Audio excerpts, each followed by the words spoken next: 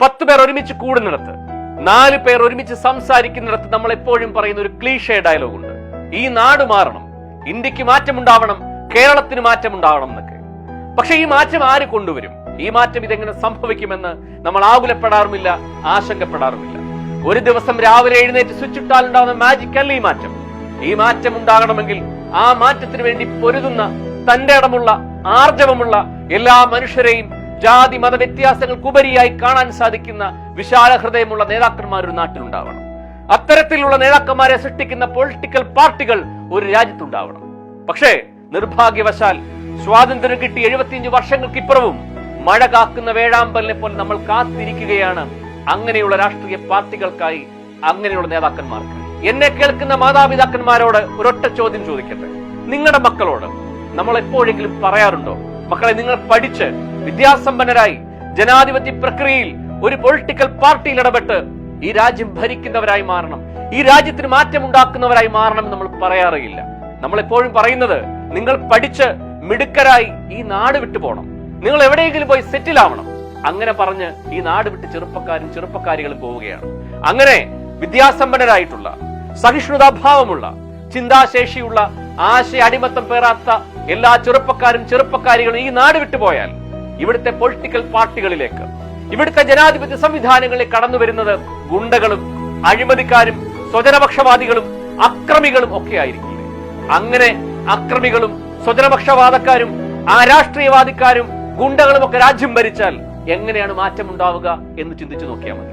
അതുകൊണ്ടാണല്ലോ ഒരു സിനിമാ പോസ്റ്ററിൽ ഒരു കുഴിയുണ്ട് എന്ന് എഴുതി വെക്കുമ്പോൾ ആ സിനിമാ നടനെയും ആ സിനിമയും ബഹിഷ്കരിക്കാനുള്ള ചെറുപ്പക്കാർ ഈ നാട്ടിലുണ്ടാവുന്നത്. അതുകൊണ്ടാണല്ലോ സ്വന്തം പാർട്ടിയിലെ നേതാവിന്റെ ഭാര്യയുടെ നിയമനം അത് തെറ്റാണെന്ന് അറിഞ്ഞിട്ട് പോലും നെഞ്ചത്ത് കൈവച്ച് അതിനെ ന്യായീകരിക്കാൻ കഴിയുന്ന ചെറുപ്പക്കാർ ഈ നാട്ടിലുണ്ടാവുന്നത്.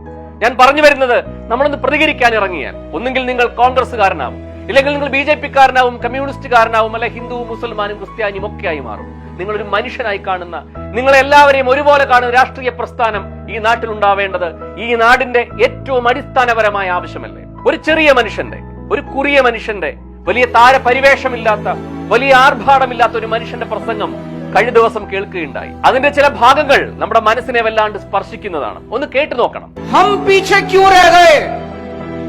भारत पीछे क्यों रह गया? आज भारत का हर नागरिक ये पूछ रहा है, भारत का हर नागरिक गुस्से में है, भारत का हर नागरिक क्रोध में है कि हम पीछे क्यों रह गए। हम किसी से कम है क्या? हम किसी से कम थोड़ी हैं।